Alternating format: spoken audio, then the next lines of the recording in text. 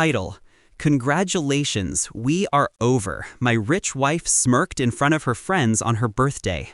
I calmly handed her my gift and said, "Then I suggest you explain to your parents why they will lose their house and cars." Start. She raised her glass, surrounded by her glittering friends, her laughter sharp enough to cut. "Congratulations, we are over," my wife smirked. The words tasted rehearsed, like she had waited for this moment. The table roared with approval. They thought she humiliated me. They thought I was the fool.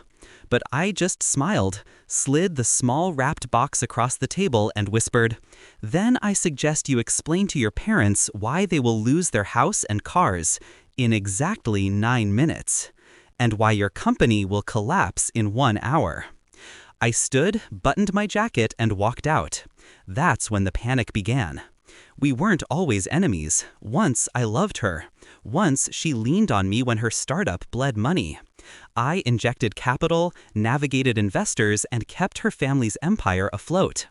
They saw me as the silent partner, the shadow behind her throne. I didn't mind. Her victories felt like mine. But power breeds arrogance. I saw it creep into her smile, into the way she dismissed my opinions at dinner, into the subtle disdain in her voice when she introduced me, my husband, spoken like a footnote. The final fracture came when I overheard her in the kitchen late one night, whispering to her best friend, "He's useful for now, but once I'm fully in control, he'll be disposable.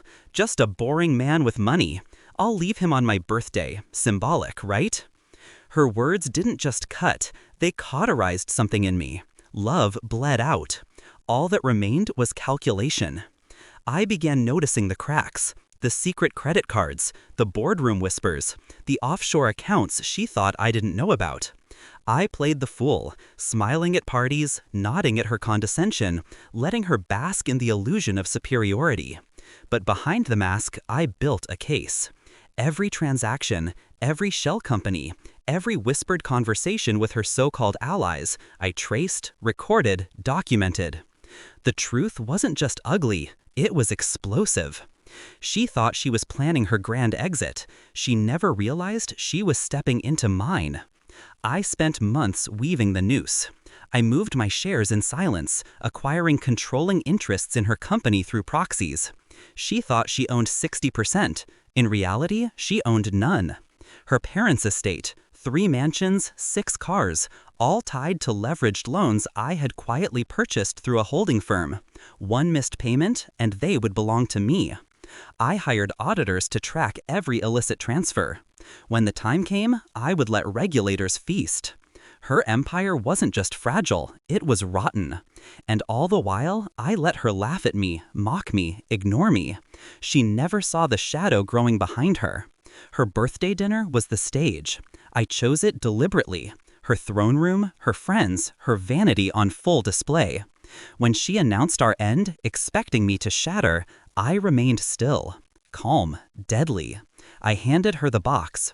Inside was a simple brass key. She frowned, didn't understand.